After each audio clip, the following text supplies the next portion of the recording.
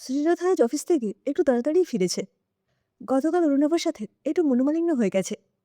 অরুণাভর বক্তব্য, যেই অসহ্যের দিনগুলো শ্রীনাথা বাড়িতে বসেই কাজ করুক। শ্রীনাথার কাছে সত্যি সেই অনুভবটুকুও নেই। শ্রীনাথা মনে মনে ভাবে, কাল সত্যি একটু বেশি কঠোর হয়ে গিয়েছিলাম। অরুণাভর কি দোষ? শত হলেও তো মা ওর। অরুণাভর দাবি, মায়ের মৃত্যুতে শ্রীনাথা অন্তত মন থেকে না হোক, লোক দেখানোর শোকটুকু বয়ে বেড়াক। কিন্তু সেটা তো শ্রীনাথার আসে না। মিথ্যে অভিনয় দিয়ে কি আর ভক্তি শ্রদ্ধা প্রদর্শন করা যায়? আজ সকালে শ্রীরাধা অফিসে যাওয়ার আগে বর্তি ডেকে বলল, শ্রী, আজ একবার পারলে মায়ের আলমারিটা একটু গুছিয়ে দিস তো। আলমারিতে কি যে আছে তাও তো আমরা কেউই জানি না। কি আছে না আছে একবার দেখিস। আমি ওসব পারবো না বর্দি ভাই, ওসব তোমরা দেখে নিও। তুমি আছো, ছর্দি ভাই আছে, অরুণাভ আছে, তোমাদের মায়ের জিনিস তোমরা বুঝে নাও। আমি একটা বাইরের মেয়ে, আমাকে এইসবে জড়িও না। তুই আবার বাইরের মেয়ে কি রে? তুই এই বাড়ির বউ, আমাদের মেয়ের সব কিছুর উপরে তোর অধিকার তো সবার আগে। আমি পারবো না বর্দি ভাই, ওসব করতে আমার মন মানবে না।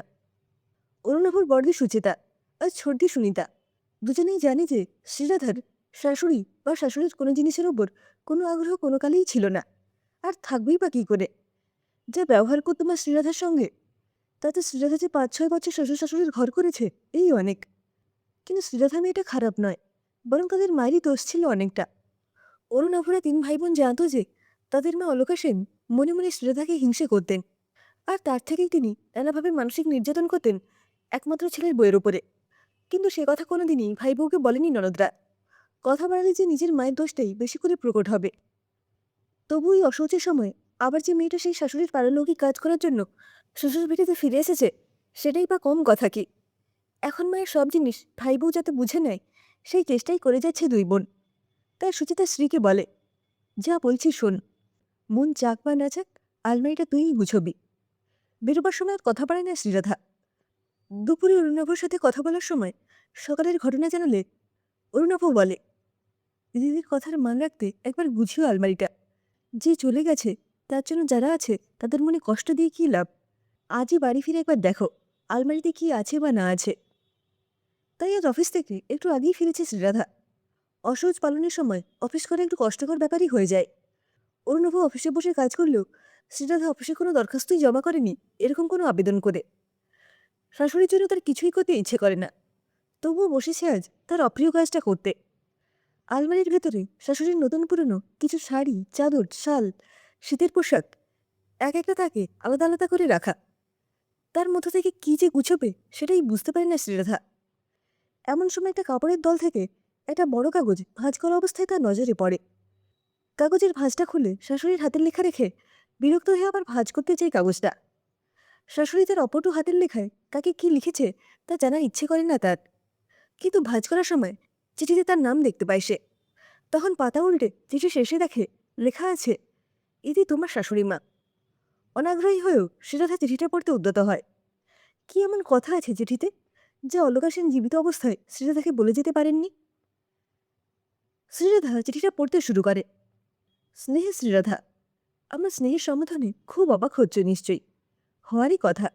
তোমার সাথে আমার সম্পর্কটা আমি তেমনটাই তৈরি করে রেখেছিলাম। তুমি যতদিন আমার সংসারে ছিলে ততদিন আমার 2 চোখের বিষ ছিলে তুমি। আমার 2 মেয়ের পরে আমার বাবু হয়। কত সাধ্য সাধনা, কত মানতের ফল সে তুমি জানো? তুমি কিচ্ছু জানো না। তাই তো নিজের ভালোবাসা দিয়ে আমার ছেলেটাকে আমার কাছ থেকে কেড়ে নিলে। আমি কি মা হয়ে সেটা মেনে নিতে পারি? তাই মেনেও নিইনি। তোমাকে দেখলেই আমার ভীষণ রাগ হতো। আমার খুব ইচ্ছে ছিল আমার ছেলের জন্য একটা ফুটফুটে সুন্দর ঘরোয়া মেয়ে আনবো, যে আমার বাবুর পাশে একদম একটা পুতুলের মতো দেখতে লাগবে। অথচ তুমি কেমন যেন লড়াকু, আত্মস্বাধীনতায় বিশ্বাসী। তুমি সে পাশ করা, তো আমার কি? আমি তো কখনোই চাইনি আমার ছেলে সমকক্ষ তার বউ হোক। তবুও ছেলে দিদির কাছে হার মানলাম। বেসরকারি ব্যাংকের অ্যাসিস্ট্যান্ট ম্যানেজারের বউ হয়ে আসার পরেও তোমার নিজেকে নিয়ে গরিমা কিছু কম ছিল না। আমার শ্বশুরবাড়ির লোকজনরাও যেন তোমাকে নিয়ে একটু বেশি আদিক্ষেতা করত। আমার এসব মোটেও ভালো লাগতো না। আমার মনের মাঝে একটা বিরক্তি ভেসে বেড়াতো সবসময়। তোমাদের বিয়েটা আটকাতে না পারলেও ঠিক করেছিলাম তোমাদের বিয়েটা ভেঙে দেব। তোমার মতো আত্মগরিমাময় মেয়ের সাথে সংসার নিয়ে খোঁচা দিয়ে কথা বললে গণ্ডগোল নিশ্চয়ই বাঁধবে। তাই সংসারের নানা কাজে তোমার ত্রুটি ধরে তোমার সাথে দুর্ব্যবহার করতাম। সুচিতা সুনিতা বোঝাতে চাইতো আমায়, কিন্তু আমি তো তখন অন্য খেলায় মত্ত। একদিন বাবুকে বলতে শুনলাম, সে তার বন্ধুকে বলছে, তোমরা নাকি পঞ্চবর্ষীয় পরিকল্পনা করেছ বাচ্চা না নেওয়ার। বিয়ের পরে বেশ কিছু বছর আনন্দ করে কাটাতে চাও দুজনে। কথাটা কানে যাওয়া মাত্র আমি পরিকল্পনা করি। আমার পরিকল্পনা মতো তোমাকে এক প্রকার জোর করতে থাকি সন্তানের মা হওয়ার জন্য। আমার আশা ছিল এই নিয়ে তোমাদের মধ্যে বিবাদ লাগবে, কারণ আমার বাবু নিজের ইচ্ছের বিরুদ্ধে কোনো কাজ করে না। সেখানে আবার সন্তানের দায়িত্ব, সে তো আরোই রাজি হবে না, আর তাতেই শুরু হবে মনোমালিন্য। কিন্তু আমার সপরিকল্পনা ভেস্তে দিয়ে তুমি সন্তান সম্ভবা হলে। তোমার মা বাবা তোমাকে নিয়ে যেতে চাইলে আমি বাবুর দোহাই দিয়ে তোমাকে আটকিয়ে দিয়েছিলাম, শুধুমাত্র তোমাকে কষ্ট দেব বলে। তোমাকে জীবনের প্রতি মুহূর্তে পরীক্ষায় ফেলে আমি বড় তৃপ্ত হতাম, কিন্তু তুমি কি অসাধ্য সাধনায় সেই সব লড়াইকে স্বীকার করে লড়াই চালিয়ে যেতে। আমি তার কুলকিনারা খুঁজে পেতাম না কিছুতেই। গুনগুন জন্মানোর 6 মাস অব্দি বাড়িতে ছিলে, অফিস থেকে ছুটি পেয়েছিলে মা হওয়ার জন্যে। সেই সময় নিজেকে তৈরি করেছিলে অনেকটা। তোমাকে কষ্ট দিতে কতবার বেড়াতেও চলে গেছি। তুমি একা হাতে সংসার সন্তান সবই সামলেছ। তোমাকে আরও বিপদে ফেলে দিলাম যখন তুমি চাকরিতে আবার যোগ দিতে চাইলে। আমি স্পষ্ট জানিয়েছিলাম আমার বাড়িতে কোনো আয় ঢুকতে পারবে না। বাবু আর তোমার 2 ননদ বোঝাতে এসেছিল আমাকে, কিন্তু আমি বুঝেও বুঝিনি, কারণ আমি দেখতে চাইছিলাম তুমি সন্তান মানুষ করা আর চাকরি দুটোকে কিভাবে সামলাও। সেখানেও তুমি জিতে গেলে। কোম্পানির সাথে কি চুক্তি করলে কে জানে, বাড়িতে বসেই কাজ শুরু করলে। শুধু মাঝে মধ্যে কিছু ঘন্টার জন্য অফিস যেতে, আর যে শনিবার বাবু ছুটি থাকতো সেই দিন অফিস করতে। সংসার সন্তান কর্মজগৎ সামলাতে গিয়ে একটা জায়গায় পিছিয়ে গেলে তুমি। বাবুর সাথে দাম্পত্য সম্পর্কটাকে ঠিকভাবে পরিচালনা করতে পারছিলে না। মাঝে মাঝে তোমাদের মধ্যে অশান্তি হতো, আর আমি সেই অশান্তির আগুনে ঘি ঢালতাম। মন খারাপ করে যখন বাবু আমার ঘরে গিয়ে বসতো, তখন তাকে আদর করে বোঝাতাম, কি করবি বল বাবা, একটু মানিয়ে গুছিয়ে চল, না হলে তো শিক্ষিত বউ তোর, তোকে ডিভোর্স দিয়ে যদি গুনগুনকে নিয়ে চলে যায়, কি করবি তখন।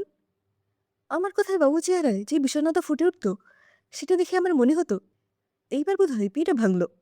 কিন্তু না, তোমাদের বিয়েটা ভাঙল না, বরং কোন জাদু বলে তোমার যেন আরো কাছের হয়ে গেল বাবু। তার কাছে তোমার নামে আর কিছুই বলা যায় না। এমনকি তার দিদিরাও ভাইয়ের রাস্তায় হাঁটা দিল। তোমাকে কতবার চোর বানিয়েছি, অপমান করেছি, মিথ্যে অপবাদ দিয়েছি, কথায় কথায় হেনস্থা করেছি, মুহূর্তে মুহূর্তে বুঝিয়েছি এটা আমার সংসার, এখানে আমার আধিপত্য চলবে, তোমার নয়। তোমার প্রতি আমার ব্যবহারে বাবুর যে তোমার প্রতি সমর্থন ছিল, সেটাকেও মানতে পারতাম না। নিজের পেটের সন্তানের সাথেও ঝগড়া করতাম। একদিন তুমি সব ঝগড়ার অবসান ঘটিয়ে দিয়ে এই সংসার ছেড়ে চলে গেলে। সাথে নিয়ে গেলে আমার মানত করি পাওয়া সাথে ছেলেটাকেও। সেদিন তোমায় গালমন্দ করলেও মনে মনে খুব খুশি হয়েছিলাম। নিজের সংসারে নিজের ইচ্ছে মতো সবকিছু আবার করতে পারবো। তুমি যে অবাধ্য ছিলে। তোমাকে ছাড়া বেশ কিছুদিন মজাই কাটালেও তোমার অনুপস্থিতিটা বড় একাকিত্বের দিকে টেনে নিয়ে যেত আমায়।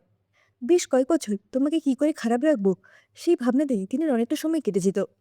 তুমি চলে যাওয়ার পর সেই সময় আর কাটতো না। জানো, যখন বাজার করতে যেতাম তখন কেউ বলতো না, মা আমাকে দাও ব্যাগগুলো, তোমাকে টানতে হবে না। তুমি নেই বলেই বোধহয় কোথাও যেতে হলে আমাকে তোমার শ্বশুরমশাইয়ের সাথে পাশে চড়তে হয়। তুমি থাকতে তো কখনো অটো ট্যাক্সি ছাড়া চড়াওনি। তুমি নেই বলেই বোধহয় আমার ছেলেমেয়েরা আমাকে সব হালকা রঙের শাড়ি কিনে দেয়। তুমি থাকতে তো কত লাল কালো গোলাপি মেরুন তুতে বেগুনি সবুজ শাড়ি পরেছি। আমার পছন্দের মতো শাড়ি কেনার জন্য তোমার মতো আর কেউ কখনো তোমার শ্বশুরমশাইয়ের সঙ্গে ঝগড়া করে না।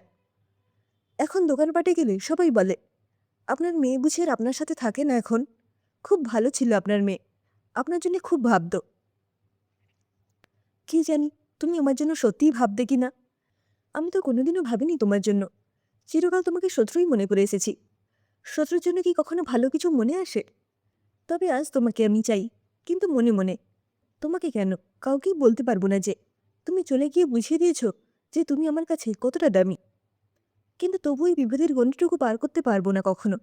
কারণটা তুমি জানো তো, তোমার স্বামী আর 2 ননদ প্রায়ই বলে থাকে, মা তোমার বড্ড ইগো। হ্যাঁ শ্রীরাধা, আমার বড্ড ইগো। তুমি একবার রেগে গিয়ে বাবুকে বলেছিলে, ইগো মানে অহং। তোমার মায়ের কি আছে এমন যে তার এত অহংবোধ? কি করব বলো, ছোটবেলা থেকে অনেক পাওয়া না পাওয়ার ঢেউয়ে এই অহংয়ের জন্ম। এই অহং আমার আমৃত্যু সাথী। তাই তো তোমার কাছে কখনো পৌঁছতেই পারলাম না তোমার মনকে ছুঁতে। আমার জীবনের সবচেয়ে বড় শত্রুর কাছেই স্বীকার করে গেলাম জীবনের চরম সত্য।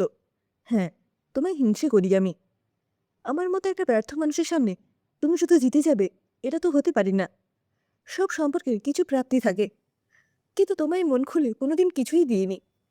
তাই যদি ঈশ্বরের দয়ায় কখনো এই চিঠি তুমি পড়ো, তাহলে আমার সাথে চুড়জোড়া তুমি নিও। ওটা তোমার হিংসুটে শাশুড়ির আশীর্বাদ। আমার মনের গোপন কথা যা কোনোদিন কাউকে বলিনি, তা তোমায় বলে গেলাম। ইতি তোমার শাশুড়ি মা। চিঠিটা পড়ে শ্রীরাধা কিছুক্ষণ নীরব হয়ে বসে থাকে, তারপর আস্তে আস্তে উঠে যায়। বর্দি ভাইয়ের হাতে চিঠিটা দিয়ে বলে, পড়ো এটা। সুচিতা চিঠিটা সরবে পড়লে ঘরের মধ্যে নিস্তব্ধতা ছেয়ে যায়। ছর্দি ভাই বলে, ক্ষমা করেছিস তো মাকে? শ্রীরাধা ছোট্ট করে জবাব দেয়, হুম। তাহলে মায়ের ইচ্ছে মতো চুরজোড়াটা তুইই নিবি বল? শ্রীরাধার হাত দুটো ধরে জিজ্ঞেস করে সুচেতা। না বর্দি ভাই, ওই গয়না আমি নিতে পারবো না। ওই চুরজোড়া নিলে আমার কাছে আমি যে ছোট হয়ে যাব। শুধু মনে হবে যে গয়নার লোভেই ক্ষমা করে নাটক করেছে শুধু। আমার অপমানের ভর্তুকি তো গয়না হতে পারে না। আমার জীবনের সেই কষ্টের দিনগুলো বদলে দিতে পারবে কি ওই চুরজোড়া? পারবি না তো। তবে আমি ওই গয়না নিয়ে কি করব? তবু আমার পরিতৃপ্তি এইটুকুই যে উনি ওনার ভুল বুঝতে পেরেছেন। শুনতে কিছু বলতে গেলে অরুণাভ বাধা দিয়ে বলে, থাক রে ছর্দি, সেটা থেকে আর জোর করিস না। ওদের শাশুড়ি বইয়ের রসায়নটা ওদের মতো করেই ভোগ করতে দে। নারী মনের গোপন কথা উপলব্ধি করবে এমন সাথী ভগবানেরও নেই। আমরা তো মনুষ্য মাত্র।